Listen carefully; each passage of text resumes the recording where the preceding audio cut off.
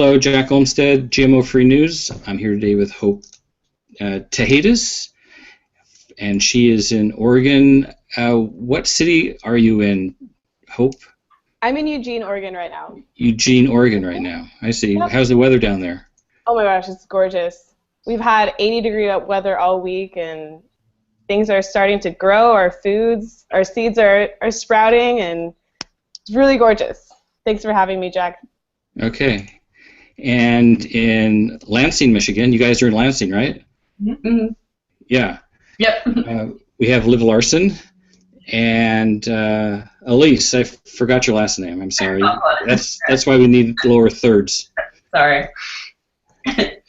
And we're here to talk about your film, From Flint. Yep.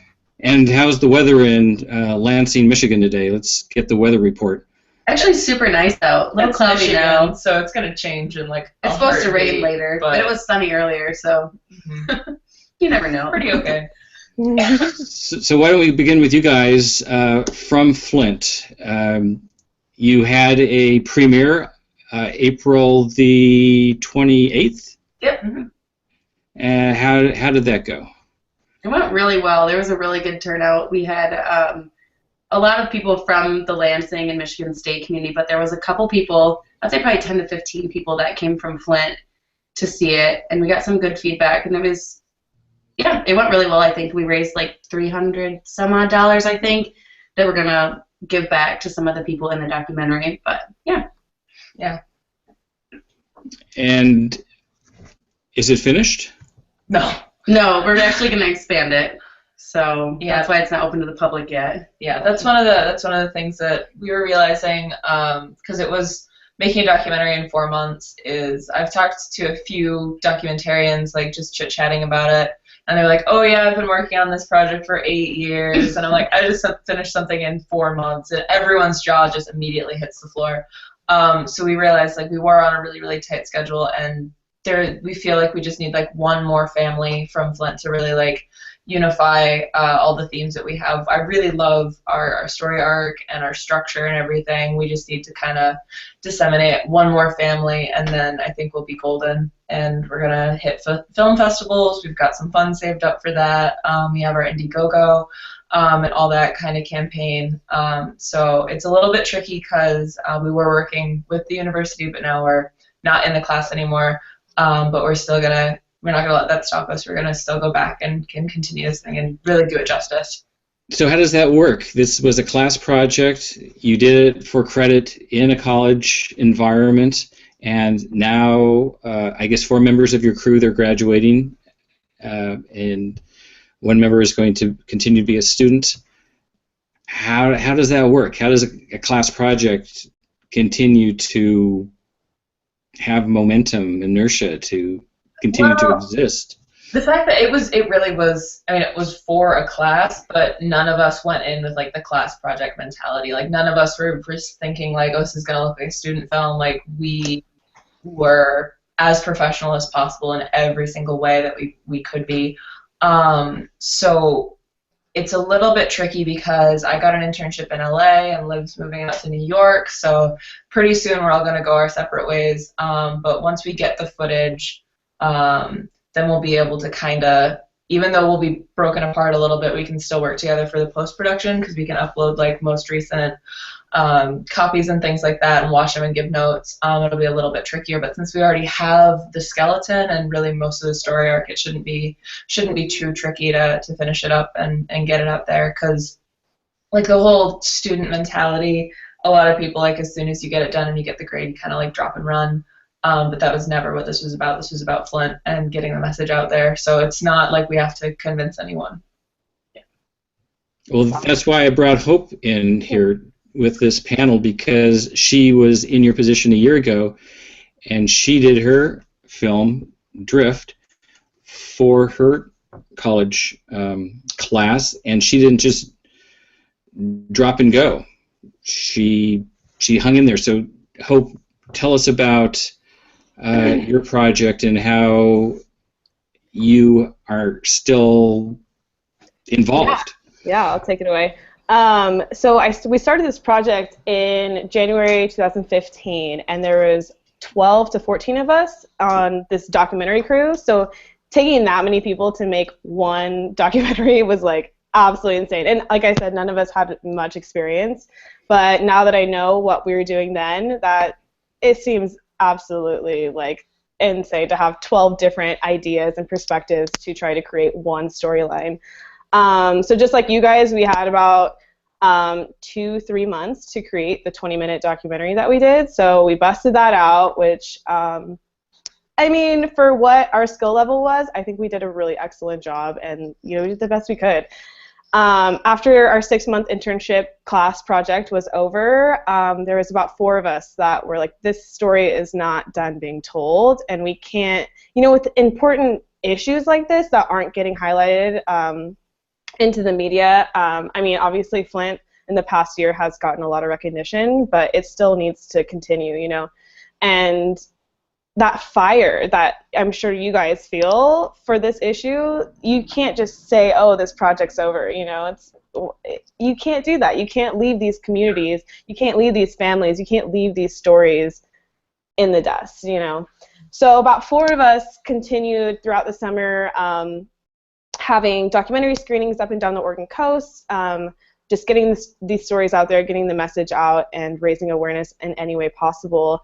And we've been continuing to do it, and so now, about 2 months ago, the 4 of us just started a nonprofit specializing in just being able to fundraise for these communities and for these people who have gone through all of these hardships that they did not intend, So yeah, my advice to you guys: don't give up and to keep pushing. And no matter where you are in the world, one of our partners has been living in Spain the past year, but she does everything she can to get the message out and support us. And one of our leaders that was our instructor for the class, she's been on a sailing adventure for the last 3 months. So it's like no matter where you are in the world, you can always be supportive of each other and always keep the fight going, So props to you guys.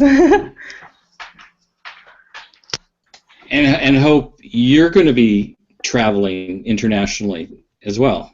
Yeah, I'll be heading down to South America. I'm going to do Colombia, Ecuador, Peru, take a little time to travel because I just graduated as well in December and I haven't really had the opportunity. But my hopes are to get back in fall, hopefully get down to California and continue investigating the issues with pesticides and how they are affecting all of our communities and how we really need to eliminate them. Yeah. So Liv, at least, can you talk about the film? Can we do a little deep dive? I was very interested in how you chose to go gavel to gavel. You opened with the gavel noise, you ended with the gavel noise. How did that come to be? Actually, we talked about the structure and arc of this documentary probably more than we actually filmed, which we probably have like 24 hours worth of footage. More than that. More than that. But we talked forever about how we wanted to structure this. Did we want to do it like by character, not character, by person, by story, by theme? And it wasn't until was it in April, late March, April, that we went to this meeting in Flint, and it was just kind of on a whim that we heard about it. And so we went, and Lauren ended up being there for 8 hours, I think. I think she was there for 8 to 9 hours just filming this meeting. And we came back, and we had our next class, and she's like, we should structure the document, the spine of the documentary should be this meeting. And so kind of from there, it was just sifting through this 8-hour meeting and seeing what fit with our other themes. And you actually came up with the gavel noise thing, I think. Yeah, it was pretty clear. A floor meeting like that starts with a gavel and ends with a gavel. So when we were sitting in that meeting, it was really kind of imperative to us that the voices of the citizens were being heard by the government. But the panel that was there, one of the people that we spoke with, he was a representative from the Upper Peninsula, and I'm like, Ed, you're amazing. You're doing such good work. You're helping these people, but why are you here? You're from the UP. Don't you have stuff to be doing in the UP? Where's the representative from Flint or Whereas like Snyder and those kinds of people that like actually played, or like the members of the EPA that like actually played roles in this, they seemed very absent. So it was important to us to make it clear that there are members of the government that are doing their best to help. Like they're doing really good work and they're contributing really positive voices and ears to like help this problem, but it's not enough. It's really the minority population within the government. So kind of the arc from showing these people listening, but also how there's still that barrier between like there's an insensitivity because they're so limited. The panel is by like, oh, I mean, I can only give you 3 minutes, so that's enough. You can write a written complaint. And just sitting there, it's like, I've listened to Melissa Mays. She could like just ask her one question, and she will talk for about 24 hours. Like she doesn't stop, and that's because there's so much to say that all these residents have. Like you can't. It's difficult to get them to like sum up their story in 5 minutes, and they really can't. So asking them to do that in front of like a government panel, while the people on that panel are helping, it's not enough. Their hands are tied as much as like the residents. So just making it clear that like not demonizing the government, but kind of showing the entire system is faulted. The whole system is faulted. Yeah, I've dealt with that many times. It's so heartbreaking to see these people who have driven hours to come share their story and they get caught off at 2 minutes, or the defendants, the people on the other side who, are allowed 15 and our people are allowed 2 minutes. It's like, it's so frustrating. But again, it's just the faulted system, and there is a lot of things that, a lot of roadblocks that are in the way. So how did you guys, are you guys close to Flint or location? 45 minutes. Yeah, it's like a 45-minute drive.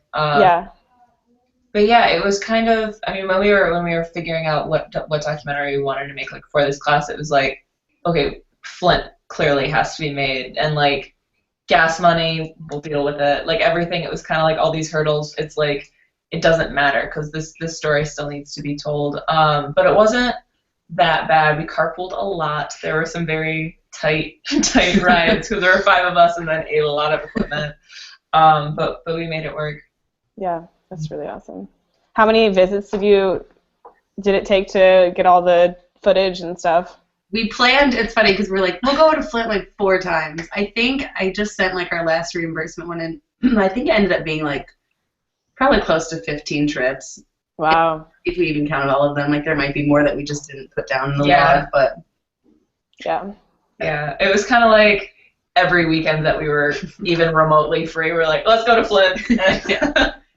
Because it's like there's so many different people with so many different stories, like we just couldn't get enough of it. Mm-hmm. Right. And like as you put yourself out there, I always found that like more was unraveled, and I still feel like that today. It's like, oh yeah, how can anything be finished? It's like this. There's every time you open a door, 5 more open, and it's That's another reason why we kind of wanted to end with the gavel, is because there's no way, I mean, even when this is like finished and like the media moves on, or the people who are supposed to be in jail are in jail, like there's still going to be children living with lead poisoning, and then their children will have lead poisoning because it's passed on through generations. So it's something like we kind of wanted to get everyone really, really angry and upset, and then leave them hanging so that they would have that anger and that fire, so they could go out and, we had someone who went to our premiere, and she did a baby wipe drive to donate, because that's something, Flint has a lot of water right now, but like baby formula, baby wipes, things that you don't really think of, it's also really, really desperate for that, because it has like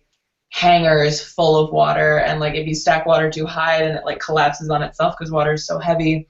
So it's something where like you kind of have to think a little bit out of the box. So having a catalyst, which we wanted our film to be, we were able to kind of spark that fire and that activism in some of the members of our audience already, and we've only had 1 premiere so far.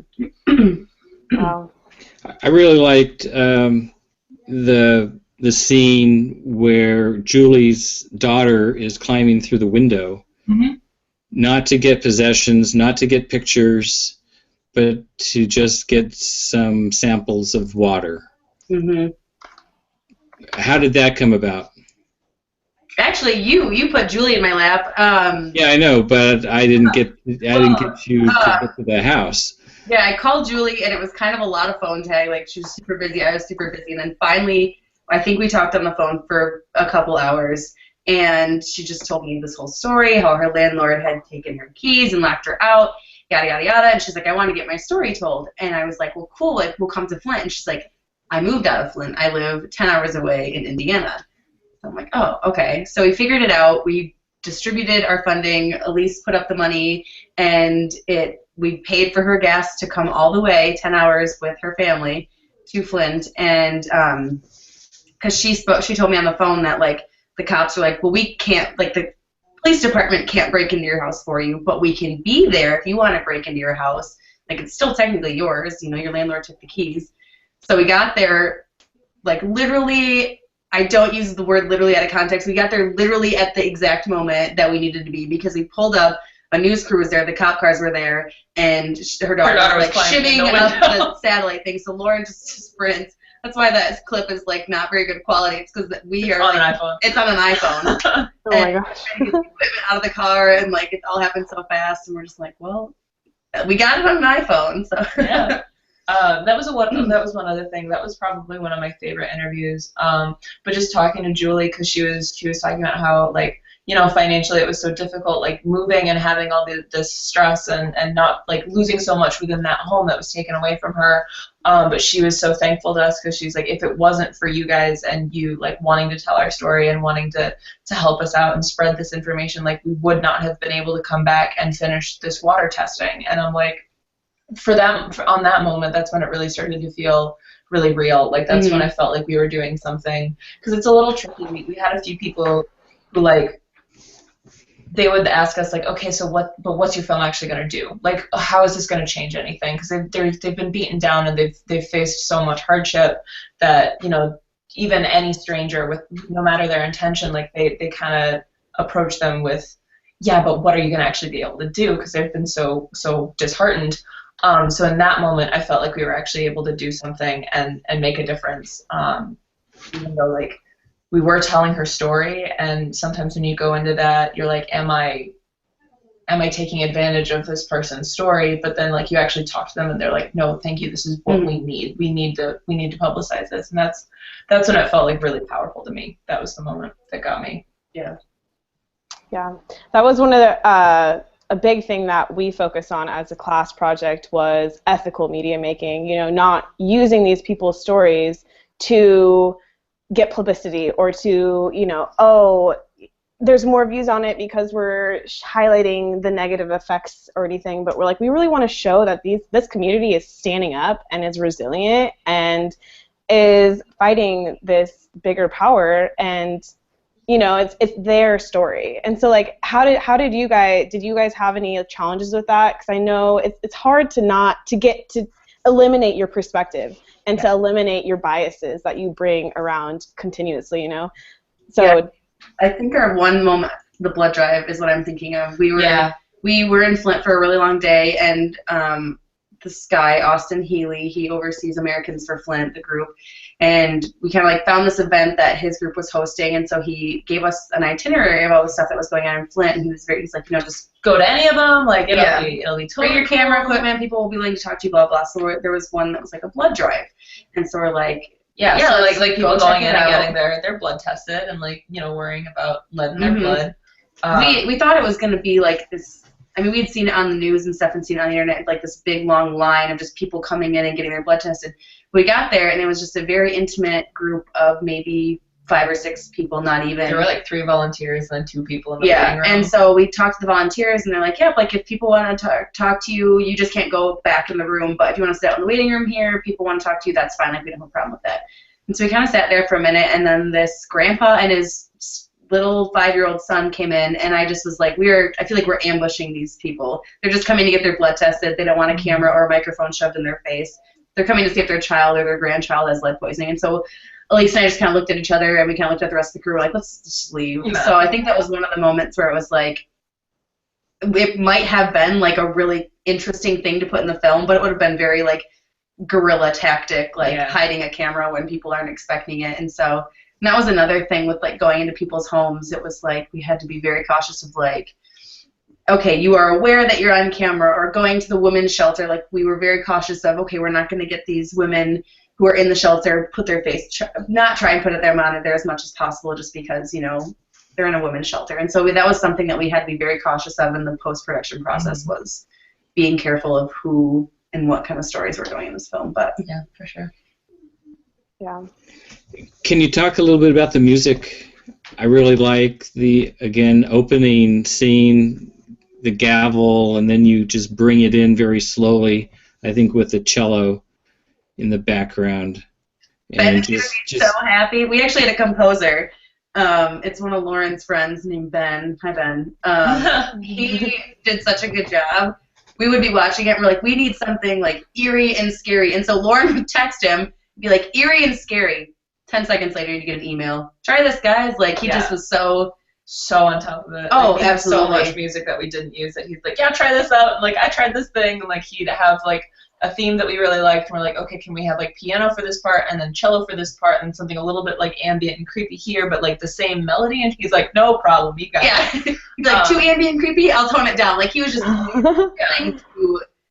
I don't think he moved from his computer. That's what it seemed like, because he was always there, just like ready to send us whatever we needed. Yeah. So he did a really good job. So the music, so it was like custom music. Yeah, it was composed for our film. And then the song at the end, the credits, I forget her name off the top of my head. It was a woman who sang at the Crossing Water meeting. And Lauren attacked her and was like, we love your song. Can we have, like, we're making a documentary. And she's like, oh, yeah, here, use it. And, like, threw a CD at us. And she's like, just credit me at the end. We're like, okay. Cool. So that's where the credit song came from, too. But, yeah. I really did like the use of music. And so this person that composed the music for you, he didn't see the scenes. You just kind of told him what you were looking for. No, there were a few montages where we'd be able to export that part, and then we just like quick send them to him and be like, hey, this is what we're thinking. So like the moments where he highlights the beats on like the cuts, or like if there's something that is like particularly traumatizing, like he makes that like extra ambient and creepy. So we were able to get him like the parts where we were watching it, we're like, this really needs music. Like those are the parts we were able to get to him.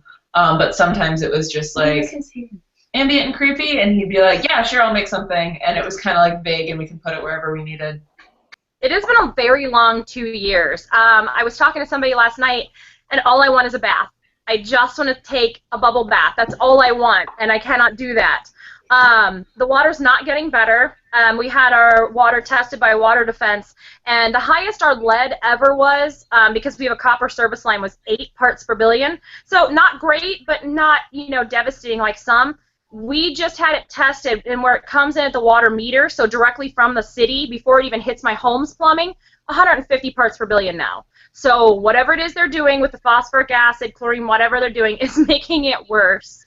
And then on top of it, we have a ton of chloroform and other, like 1,4-dichlorobenzene, acetone, all of these other chemicals in our water that make it completely unsafe to bathe. And I just want it to be over, but we had a hearing today, and the judge actually heard our emergency preliminary injunction that things are not going as swimmingly as the state would like you to think.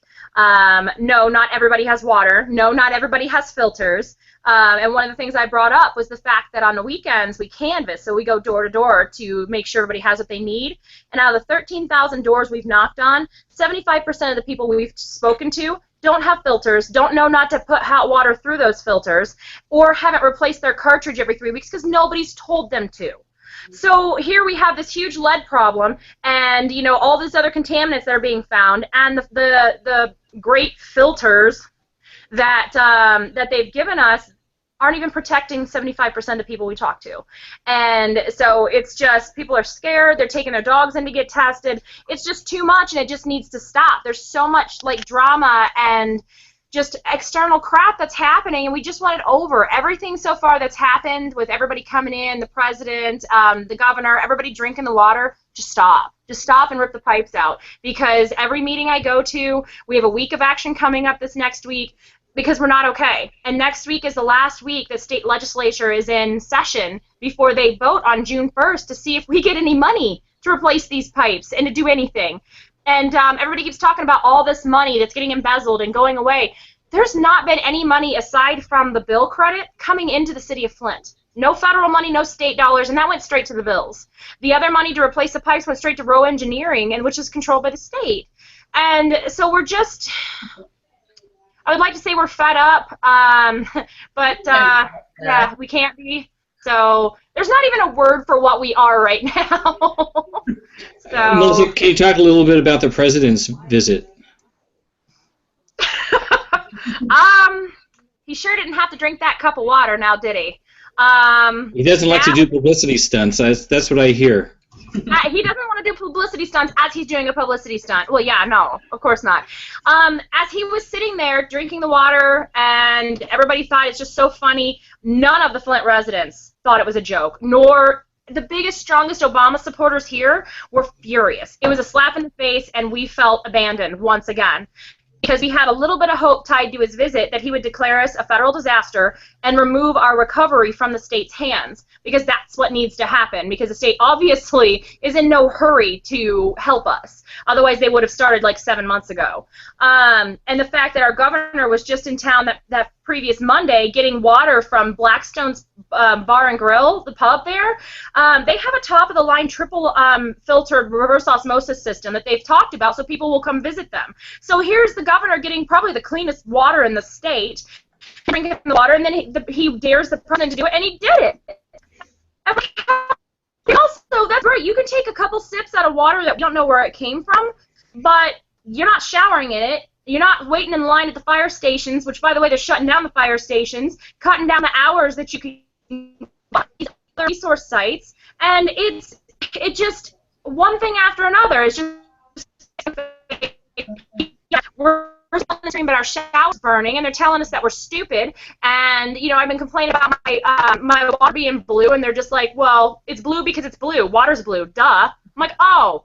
That's what it is, okay? Because, oh my goodness, I thought it was contaminants. But, so it's just one big kick in the teeth from these so-called experts that are telling us it's safe, drink up. But again, they told us it was safe to bathe or safe to drink for 18 months. And then we get the president sipping on it saying if it's filtered, it's okay, unless there should never be a disclaimer on your water. If there's a disclaimer for anybody, that means it's unsafe for everybody. Just come on now. So what he did was uncalled for, and it sucked the life and the hope right out of that room. So that never should have happened. Plus, he can't reassure us it's safe because he's not a water expert. And, you know, obviously not independent. And so when he did that, also one of the things he did, he was talking about how, you know, get your kids tested, get them the medical care, educational support, and they'll be just fine. Oh, well, that's awesome. If we had the physical or educational support, which we don't have, we have none of those systems in place. And then as he's saying this, my 11-year-old son is sitting on my feet on the floor because we didn't have seats. We had to stand, and his muscles, joints, and bones hurt so bad he had to sit on the floor. So as he's sitting on the floor looking up at me with his little face, going, Mom, the president says I'm supposed to be okay, but I'm not okay. What's wrong with me? And then my 13-year-old looks at me and says, Mom, why is the president lying to me? I realized we can't expect any kind of help from our state or federal government whatsoever. They keep saying they're going to help and they have our backs, but we still only have 33 service lines replaced, which was done by our mayor.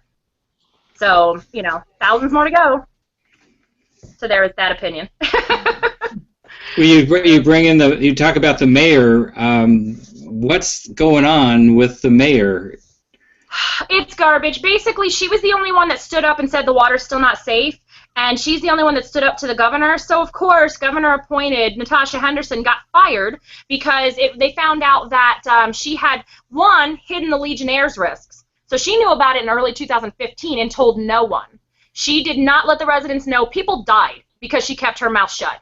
And then Natasha Henderson did, it was proven with the emails that were FOIA'd, that she tried to stop the mayor from declaring a state of emergency, which means we wouldn't have any help. because she said it would upset the governor. So she gets fired, and she's mad about it, so she files this. And honestly, when I talked to Karen, when we talked to the mayor, she was just like, I'm surprised it took this long to start attacking me, because she's been standing up to the governor.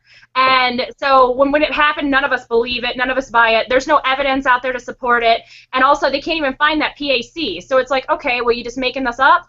Well, good, great, because all they're doing is trying to cast shadow on the one person that people are looking at as a hero, because she's the one person that's standing up for us. So yeah, none of us believe it, and you know, as much time as I've spent around her, I think I would have heard her say something like that, and she's never said anything like that whatsoever. And again, there's been no money coming to the city of Flint, so whatever money she's snagged or taken, the donations, it just doesn't exist. So you know, and the thing is we don't need that drama. We don't deserve that, you know. But again, Natasha Henderson doesn't live here. Like, she's, you know, state appointed, has a great, you know, life, whatever. She did this stuff in Muskegon Heights at her previous job, you know, with being, you know, the city manager over there. So we kind of expected it coming from her, but we don't need this. You guys have any questions for Melissa? I know she's ready to go. Yeah, I'm a little grumpy, ladies. Oh, I can't imagine why that would be. Things seem to be going so well for you guys. Yeah. Well, I appreciate you guys what you're doing, because you're actually showing the sides that nobody else is doing. Nobody else is showing all the ins and outs that we have to deal with. They just think that we're fine. So I appreciate what you guys are doing. Yeah, I can't wait for you to watch it. I'm really excited, actually, but it's not tomorrow after we have our planning meeting at 10 a.m. I'm watching it with my family. I'm taking a family day tomorrow. Oh, good. So, you earned one. Yes. Yes, I actually get time with my whole family. So yeah, I have a 10 a.m. meeting, and then after that, I promise that I'm taking the rest of the day off. Good, you deserve it. Yeah. When was the last time that happened? Yeah, but I know. Fingers crossed, but. Michael Moore will probably call you with a water emergency. Yeah. I need to do this, and I'll be like, okay. So, right. So Melissa, can you talk about Michael Moore a little bit? Sure. How's the conversations going? Going well. He's supporting our week of action. I got to keep him updated. He's been wanting us to get louder and tougher, and I've always been on the side of let's fight with science, let's be logical, let's be calm. You know, they already call us crazy. Let's not get too much out of it. And at the 2-year anniversary, I'll have to send you the video check. I think I'd snapped because that day my son was getting more blood work done for H. pylori and everything else, and we're finding out about their white blood cell count dropping. So I was very angry by the time I got to the 2-year anniversary, and I told everybody that I'm sick of being nice. I love everybody I march and protest with, but I'm sick of seeing them because 2 years is too long, and I said we're going to step it up, and this next week coming up, I can't tell you what it's going to be, but I think I can try to live stream a couple things here and there, but we're stepping it up, and so Michael Moore's very happy because that's what he's been telling us. He's like, they're not going to listen to logic, reason, and science. He's like, Melissa, you can be as polite as possible, but they're going to keep ignoring you because they can. Because, again, in their eyes, we don't matter, and we all feel this. You know, we all feel this, and we know it. So we want to show them that, yeah, we do matter, and guess what? We're getting louder, and we're just not going to sit there and take this anymore. Do you have the award that Michael gave you? I do. I have it at home, which I'm not at home right now because I went to get supplies, and we're going to make signs and different stuff like that, things that will be surprising. But I do have it. I'll have to. Oh, you have a picture of it. I sent you a picture of it. That's right. That's right. I thought you were at home. Award, which if you've seen Where to Invade Next, you'll see why it means so much because he kind of explains it at the end of that documentary. Where are you right now? You're not at home. No, I'm at a friend's house. We're going to start making signs. So yeah, we got a big week. We have something going on every single day next week, and it's going to be, we'll be heading to Lansing twice, Tuesday and Thursday. Hey. Yeah, so I might shoot you guys a message and let you know what's up there. And then Ann Arbor Wednesday, and then some other stuff that we'll be doing that's going to be surprising. So yeah, we're going to be making some stuff tonight. So hi Melissa, I'm Hope. I'm from Oregon. I do similar work as the girls in Michigan or at Michigan State.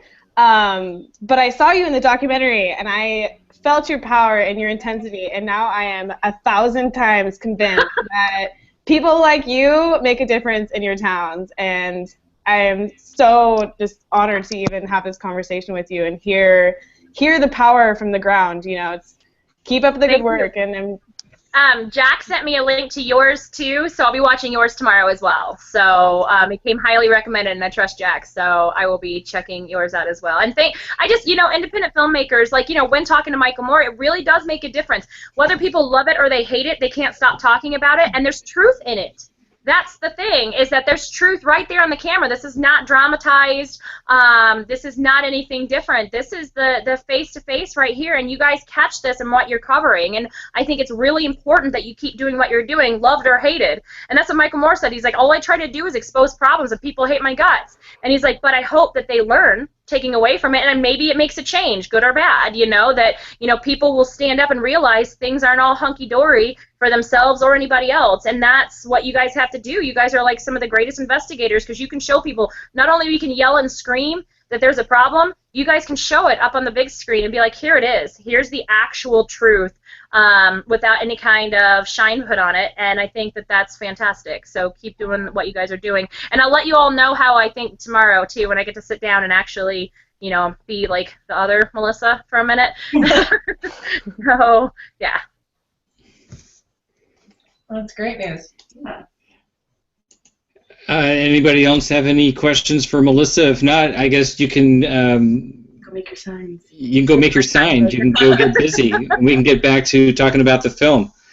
Well, thank you so much. Yeah, no, I don't want to, no spoilers. But thank you guys for letting me pop in, and I just want to thank you for what you're doing, and like I said, just keep doing it, because I can't do what I'm doing in silence, Like, there's so many things that you guys catch that people do, and we don't realize it, and it makes a difference, and it gets the story out. So I just really appreciate you guys letting me jump in, and then also just, keep doing what you're doing, and love or hate, as long as you're getting a response, you're doing a good job. So Thank you. keep it going, girl. all right, bye. Bye-bye. Thanks a lot, Melissa. I was wondering if you guys could talk a little bit about Harvey, the poet. Yeah, I love her. How did you find her? That day was a trip. Okay, so Jenna, our gaffer, had heard about this woman who oversees, I think it's called Rise Up Flint, or like Raise It Up Flint, something along those lines. And I reached out to her. Her name was Natasha, and she put me in contact with two of the poets that she worked with, and one of them was Alexis, and Alexis and I talked on the phone, and it was a process to get an interview with each other, just between both of our schedules, and she got super sick, and then one day we couldn't go. And then finally we got this interview, so we drive to Flint, and then 15 minutes before the interview started, I locked my keys in the car with all of the film equipment. Oh, yeah? Yeah. Oh, yeah, it was bad. And I couldn't make it to this interview, so I just keep getting like a really panicked play-by-play. It was just Isaac and I. Yeah, it was just Isaac and I, and so she had to be done in like an hour, and I'm like, Isaac. And so I called the guy to come unlock the car, and Isaac takes her down to the river to figure out an interview spot, just kind of stalling for me, and I told her, she's just another college student. I was just like, I like the keys in the car, I love the equipment. I'm figuring it out. We'll get this done.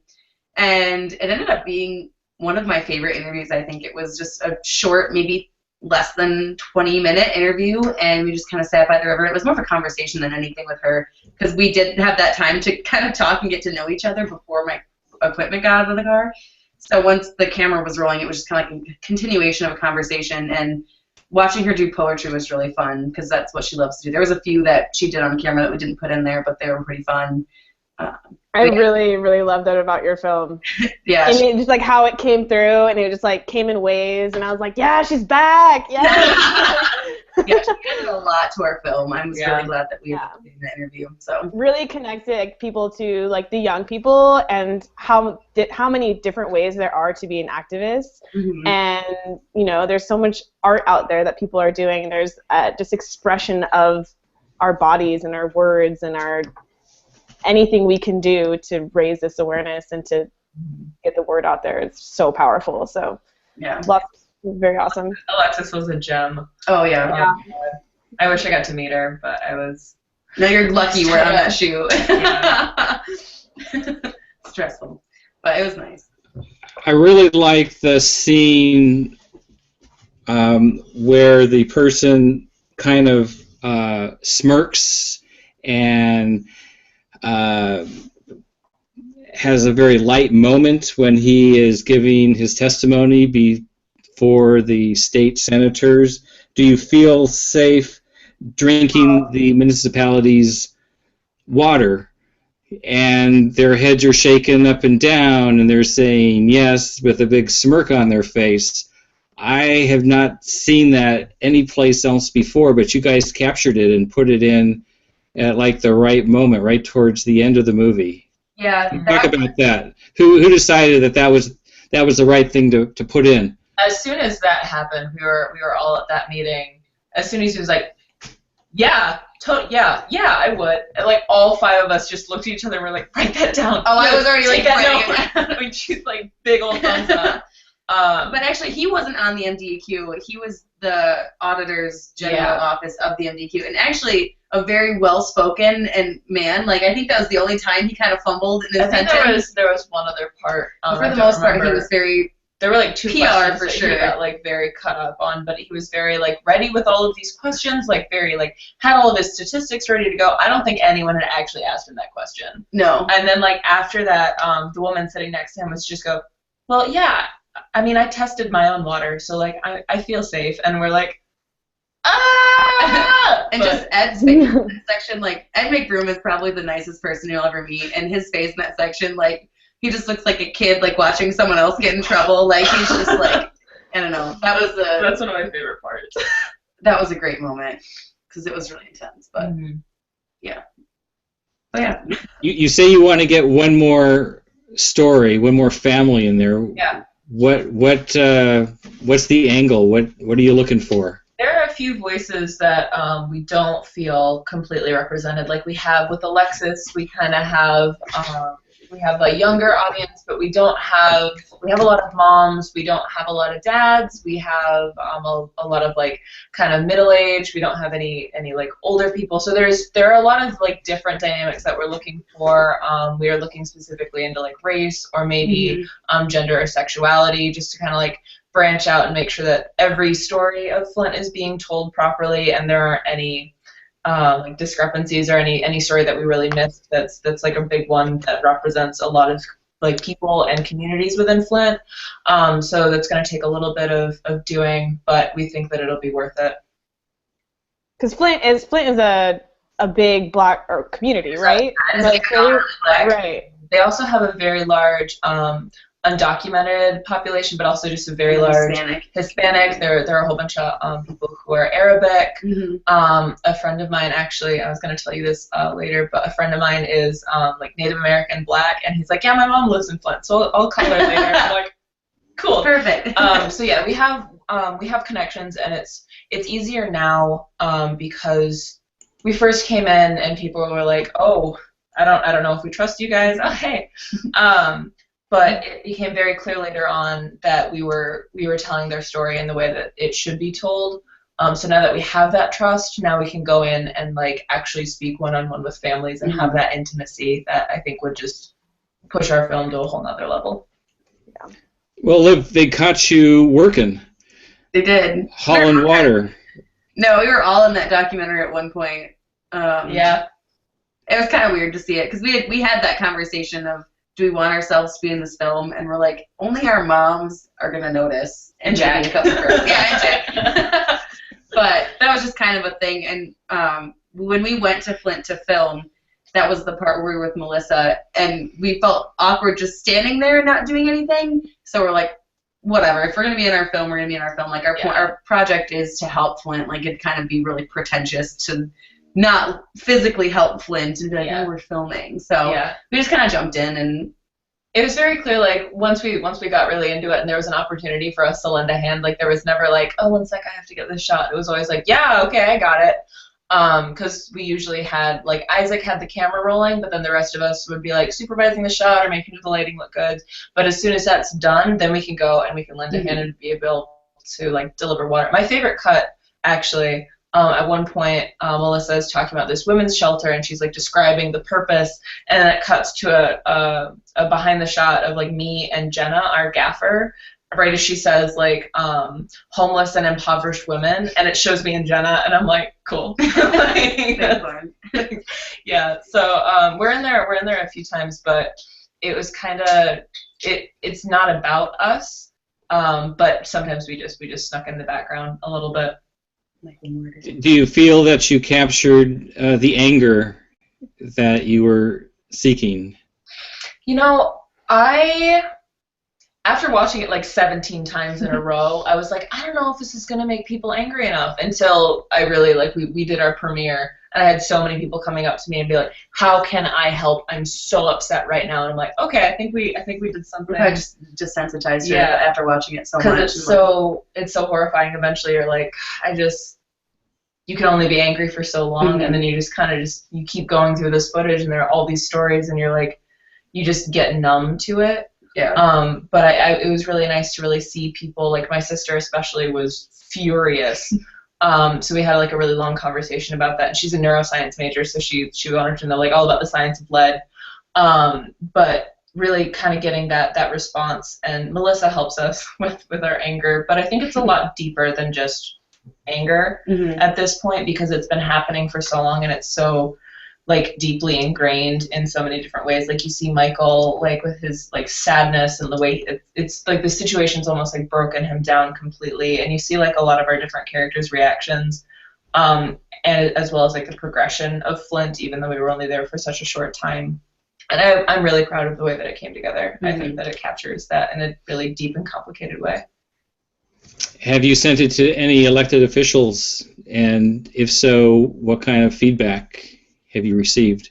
Not yet. We're going to upload another version to Vimeo, so that way we can have the passcode just for festivals, and then we can have the other one that we send out to people. Jenna's dad was an attorney, I believe, on Again Off Again, and he had a couple officials that he thought might be interested in seeing it. I can't remember their names off the top of my head, but send it to all of them. Yeah. It's really fun to piss off politicians. Yeah, there are even some characters in our film that we haven't sent the link to yet, just because like we really want to finish it before we start disseminating it, not only to like the public or to the elected officials, but to everyone. So we're gonna wrap it up as quickly as possible before we start really getting it out there. Do you have a date set? This is it. We're not going to do any more to the film. Because I know you could just keep going on and on and on, because once we get one more person or family, that's all we need. Yeah. And like we were talking about all the different angles and how many stories it could be, but especially because like I'm gonna be in LA, Liv's gonna be in New York, like we really want to kind of stay true to what we have, because it would be so easy to kind of take a step back and be like, let's just redo all of it, because we have so much amazing footage, and there were so many different ways that we'd be able to take it. So we really kind of took a step back, and we really wanted to stay true to the story that we originally made. So that's why we're only going to do like the one more family, the one more point of view, to enhance what we already have. Excellent.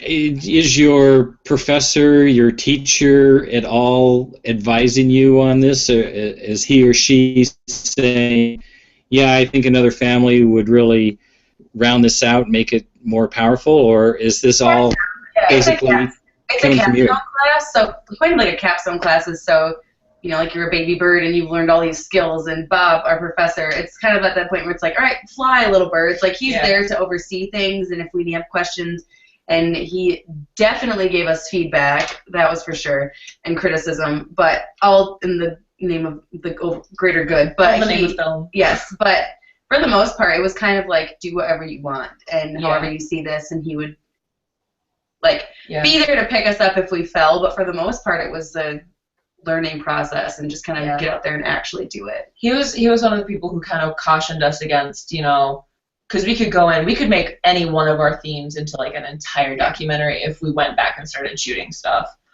So he kind of cautioned us against that, because he was talking about how what we have is very strong, what we have is very concise, and that's rare. So my goal, I kind of want to get it up around to like 26, 27 minutes, because then we can get it on like public broadcasting, but then we'd still fall under like a short documentary for festivals and things like that. And I think it would still be very powerful, because our first cut was like 40 minutes long, and we just destroyed that and added new stuff. Jenna and destroyed that. again. Because we have a lot of really, really solid and really golden things, but we also have to think about, like, okay, what is actually going to stay true to this documentary and the themes that we have.